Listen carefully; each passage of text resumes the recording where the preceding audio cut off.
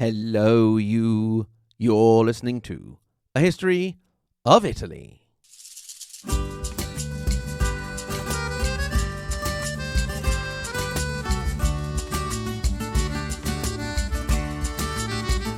Special Regional Italy mini-series, Episode 2, Veneto. E non posso più accucciarmi e così ritorno su. Lascio i colli nelle valli, tra due salici piangenti. Io ritrovo la speranza di un amore che ormai fu. This episode and the mini-series is made possible by our friends at Explore Worldwide, who offer small group adventures led by local tour leaders in over 100 countries around the world. Don't just travel, explore. Head to exploreworldwide.com for more information. 1986 was a pretty traumatic year for the world. It was the year of the Challenger disaster and the tragedy at Chernobyl. It was also a very intense year for my family. I remember being up past my bedtime one night and hearing the phone call announcing that my grandpa Bill had died of a heart attack, for example. Then, that same year, we moved from the UK to the United States. It was also the year in which the first Crocodile Dundee film came out. I would actually end up preferring the sequel, When They Go to Australia, but the lines that stick in my head to this day are from the first film. The first is among my top 5 quotes from films of all time. For number 1, I think I agree with Stephen King, you're gonna need a bigger boat. Then, of course, there is the immortal, I'll be back. Going back to Crocodile Dundee, the top 5 quote for me would be, that's not a knife, that's a knife. The other quote that struck a chord with me is when Mick Dundee proposes to an Italo-American taxi driver to go for a drink, and the guy says, "You're kidding, I'm Italian. I'd drink you under the table any day, my friend." As an Italian-born 10-year-old boy with an Italian father and English mother who had spent the previous 3 years living in the UK and was now headed to rural Pulaski, Virginia, USA, that was an important piece of cultural identification. Helpful, even. I knew that someday I would have to be good at drinking. We ended up moving back to Italy, and when I came of age, I set out on my task at being a good Italian. One thing I noticed immediately was that my fellow Italians were not pulling their weight. When I went drinking in England, I would end up having to tactfully get rid of the 5th or 6th drink that came along, while in Italy, everyone would get 1, maximum 2 beers, and that was it. What was going on? Was Crocodile Dundee all a lie? Was everything I had ever known fake? I'm glad to say that my life did not descend to an abyss of nihilistic existential doubt. I simply discovered more and more that Italy, as a single concept, is still, after over 160 years, not quite correct. So the quote needs to be amended. Are you kidding? I'm from Veneto. I'd drink you under the table any day, my friend. Now, the fact that the Veneti are the strongest drinkers is more of a stereotype. Indeed, a recent ranking of alcohol consumption puts them at around 10th place. Veneto, known as Venetia in English, is the region the iconic city of Venice is in.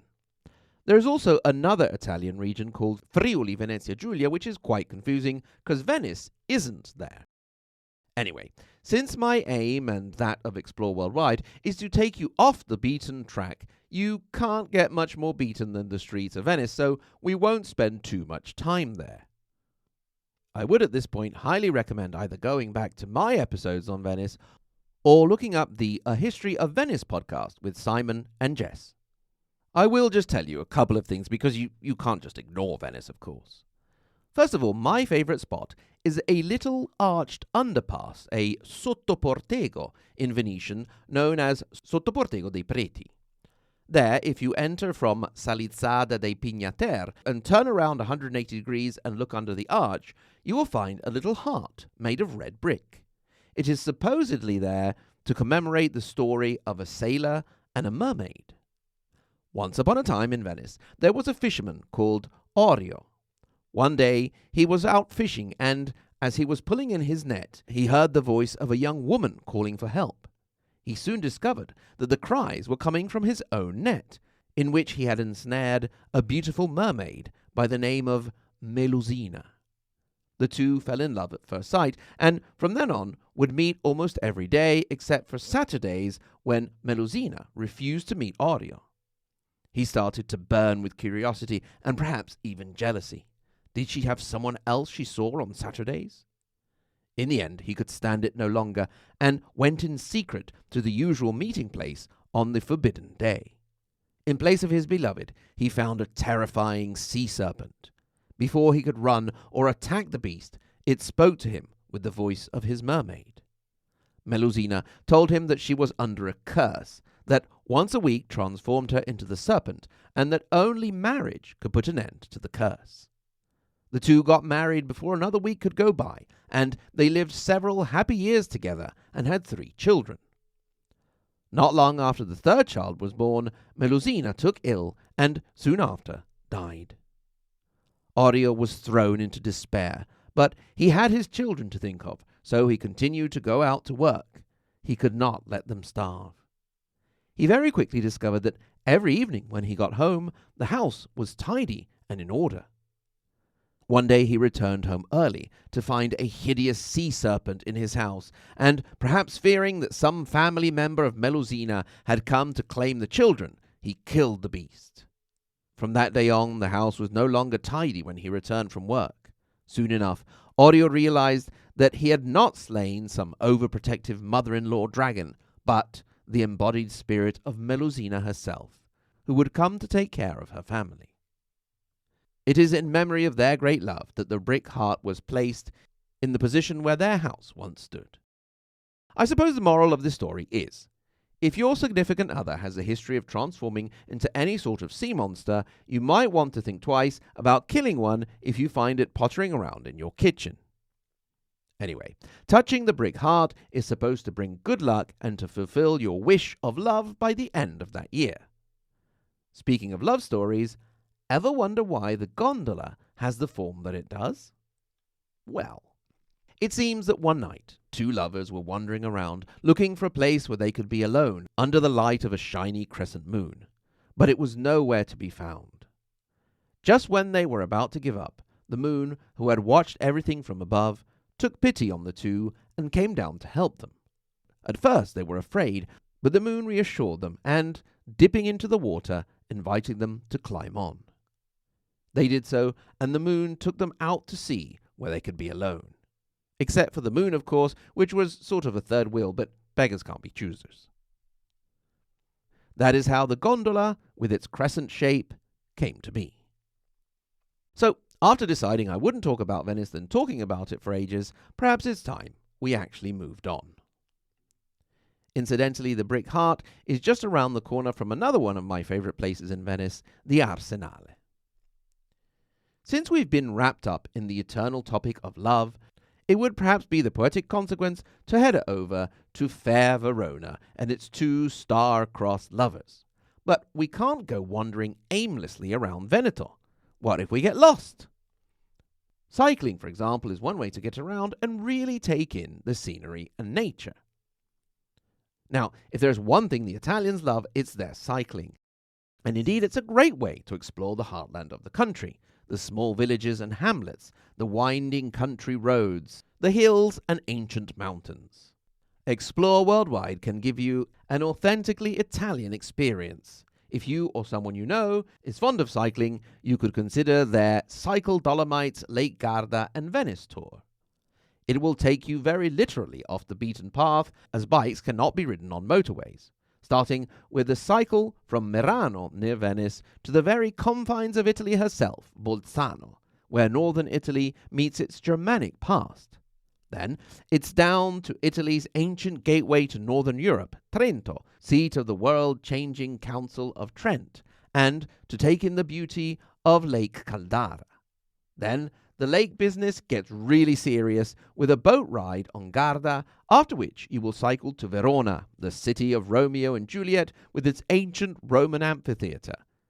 It's Italy, so wine will be a part of the experience, and the Veneti really know what they're doing when it comes to drinking well, and you'll be cycling out for some suave wine tasting. After that, you had the option to head out for the day to perhaps the most iconic of Italian cities, the most serene Venice.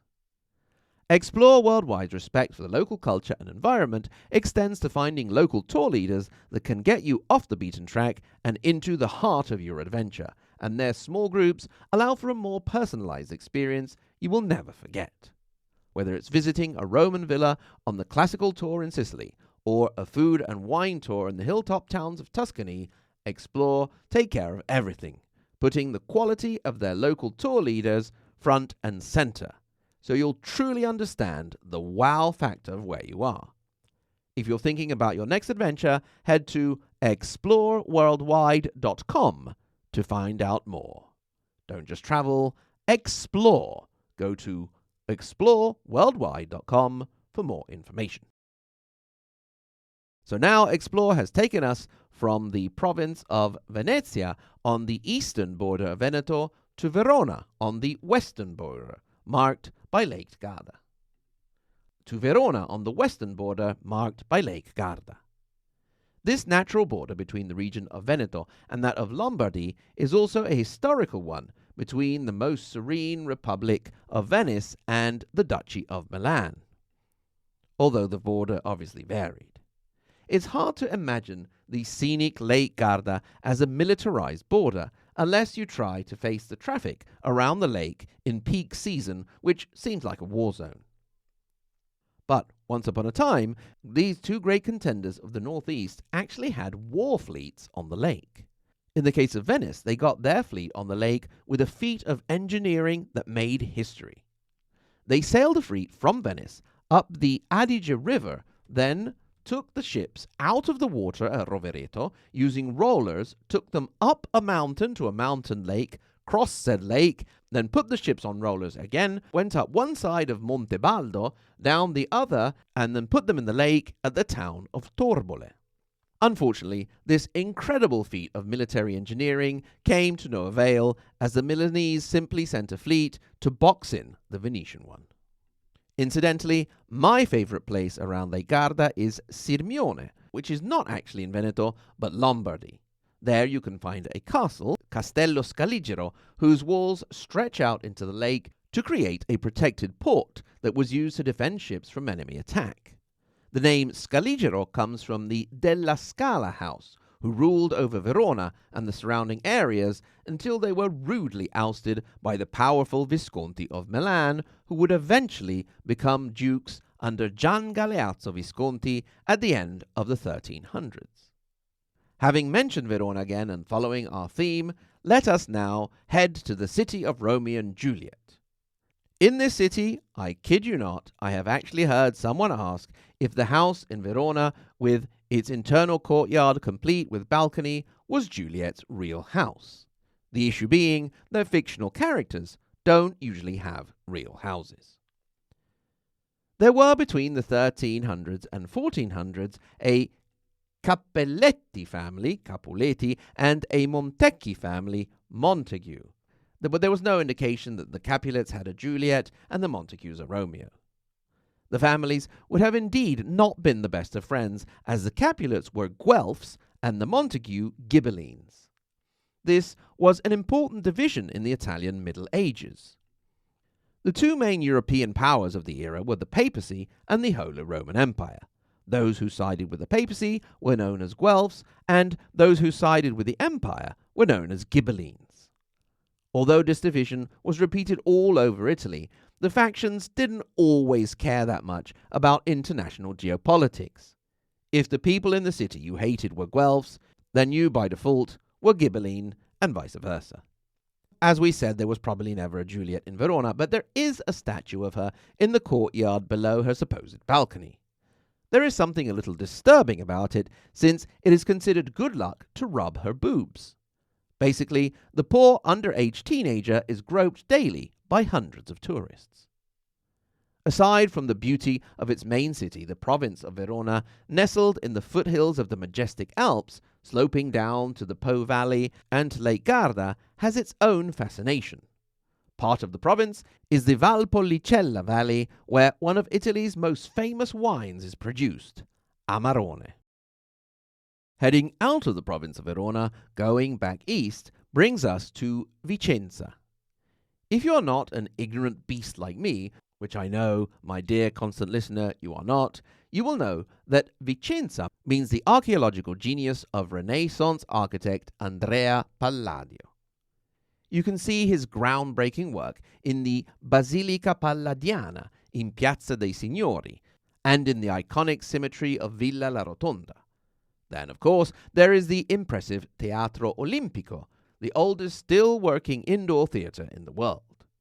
All of this contributing in no small way to making the centre of Vicenza a UNESCO World Heritage Site.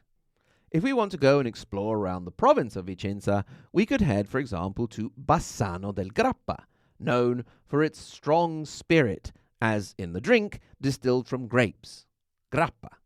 If we're hanging around in the winter, we might want to strap on our skis and head to the Asiago Plateau, where we can also taste the cheese of the same name.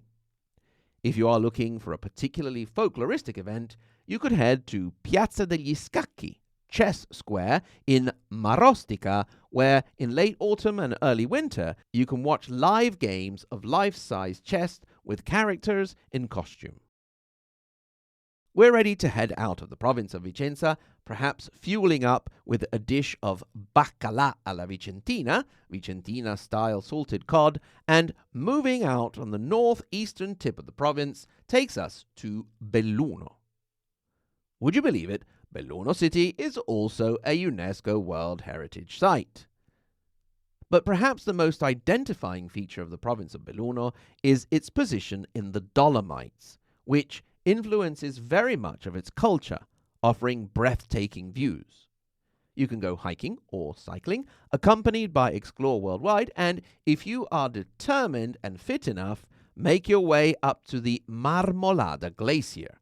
Part of the province of Belluno is covered by the Dolomiti Bellunesi Natural Park. From the name of its square, Piazza dei Martiri, the Square of Martyrs, to the surrounding landscape, Belluno is very much marked by the scars of the Second World War, when the population suffered under Nazi and fascist occupation and young women and men joined the resistance, such as the 4 freedom fighters the square is named after, who were hanged in that location by the Nazi occupiers.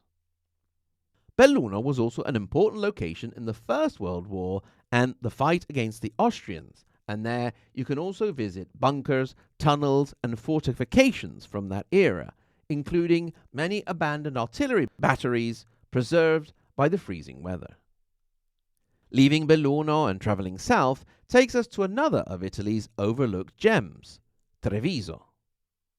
This is where you want to head if you want a Venice-like experience, without all the hustle and bustle of Venice herself.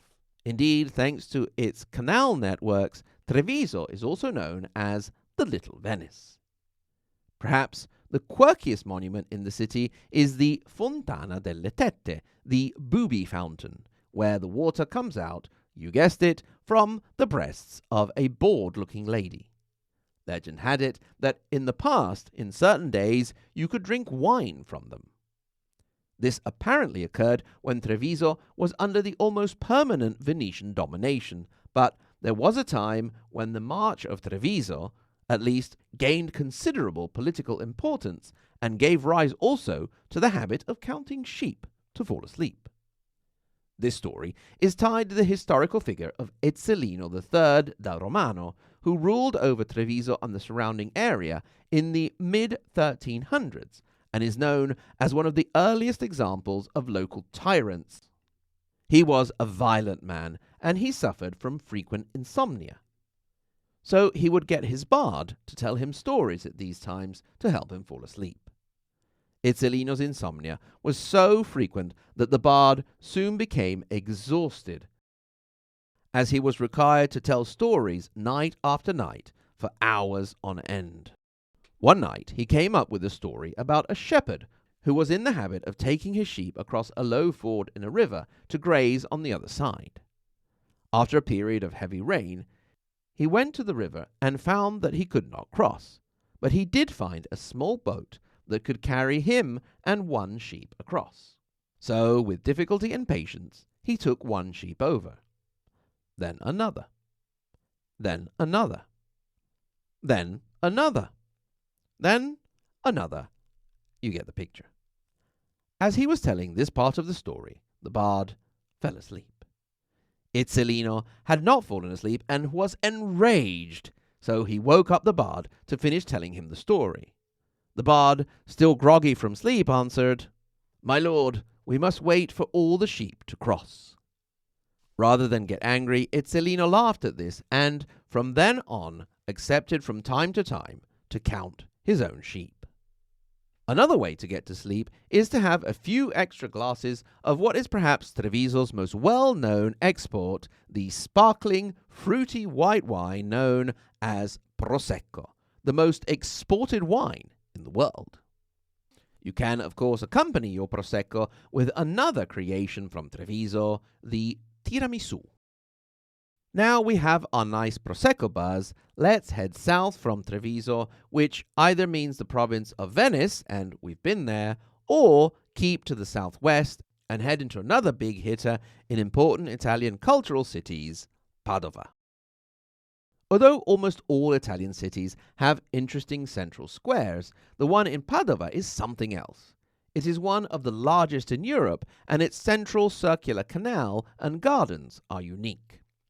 Of course, Padova's big star local boy is St. Anthony of Padova, and you can bet that he has his own really great basilica, complete with some works by Donatello. Now, after wandering around the centre of Padova, and having rushed around quite a bit and done some serious travelling, we might want to head up to the rolling hills and vineyards of the Colli Euganei, the Euganei Hills, where we can do some wine tasting, of course. If we really want to soak our tired bones, we could also head to the spas of Abano and Montegrotto. How does that sound? If we wanted to complete our tour, we could move down to the southern part of Veneto, the province of Rovigo, which it's there, and it's okay. Well, I hope you enjoyed touring with Explore Worldwide and me, and I look forward to accompanying you on our next trip. Of course, if you want to experience Veneto or any other part of Italy firsthand, remember we can rely on our friends at Explore Worldwide. I wish to thank them once again for making this journey possible, and I ask you, my dear listener, to go and look them up at exploreworldwide.com to show them our appreciation. As always, thank you very much for listening, and until our next journey, arrivederci.